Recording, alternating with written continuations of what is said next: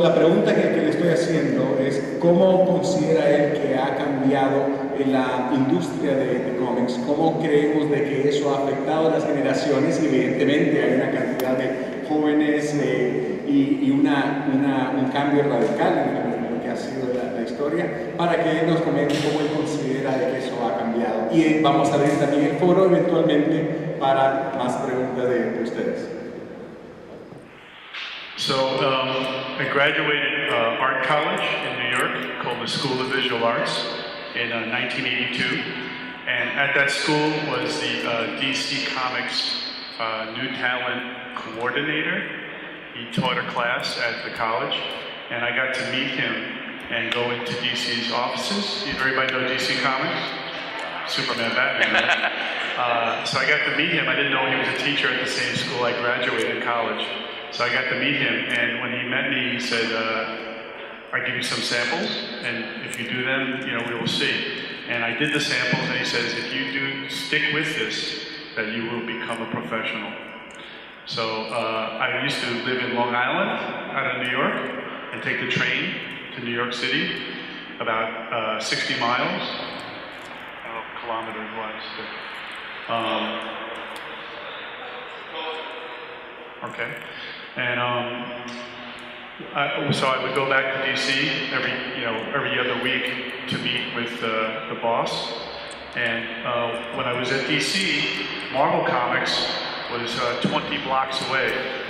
20 blocks away. So I would also go to Marvel and drop my samples off at Marvel. So I would go to DC and Marvel on the same day. And one day I get a call from John Romita Sr. And he did Spider-Man, right, in the 1970s. And he says, this is John Romita, may I speak to Mark Mckenna? And I said, this is not John, you're fooling me. You're my friend, right? And he says, no, this is John Romita. And I said, what do you want? He says, I want to offer you a job. And I said, how much? He says, $4 an hour. I said, I can't do it for $4 an hour. So it took me about a year and a half, and he kept calling me to come back to the offices. And after a year and a half, I decided I would take the job, but I didn't want to drive or commute on the train. So I moved into Staten Island, New York. I take the ferry boat downtown New York, and I would take a train from there. And I worked on staff at Marvel Comics for a year and a half. And I got to meet all of the guys that I grew up, reading comics, Tom Palmer, Stan Lee. I met Stan Lee one time. I was at a Christmas party, and I saw Stan Lee at the bar by himself. And I went over to him and I said, hi, Mr. Lee, my name is Mark Mckenna, and I work on 2 comics for you. I do The Punisher and I do Iron Man. And Stan Lee said to me, is that all you do? You should be doing 5 books a month. So could never make Stan Lee happy. So I worked at Marvel Comics for a year and a half, but Marvel would never hire me to do a book because they always thought I was like a production guy, a guy who could make corrections but never work on a comic book.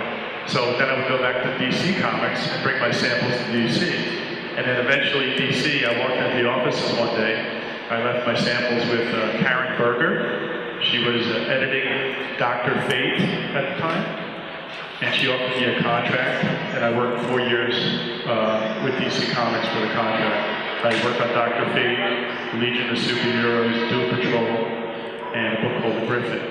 Now when I was doing Doom Patrol, Marvel editor of Doctor Strange used to read Doom Patrol, and then he invited me to come back and work at Marvel. So I actually went back to Marvel 4 years later, which was the way I started, As far as comics and movies, I think it's bringing a new awareness to people that don't really read comics but like movies. The problem with the comic book business is I worked on the X-Men movie, Wolverine movie prequel when the movie came out in 2001. And Marvel, the history of comic book sales for movies was never very good. The only one that ever really made money was the original Batman that Michael Keaton did. I don't know, 87, 80, whatever year. wanted to try to capitalize on the movies by doing more books.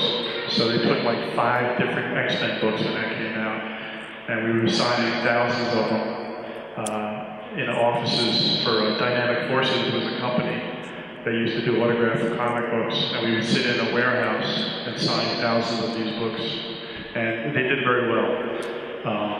But everybody's seen Guardians of the Galaxy here in the country, right? Tremendous. So that is hope that a lot of the smaller companies, the smaller characters can find a home in the movies because of it. But I think it's very exciting for the future of movies and comics. Excellent. Thank you. Thank you so much. Yeah?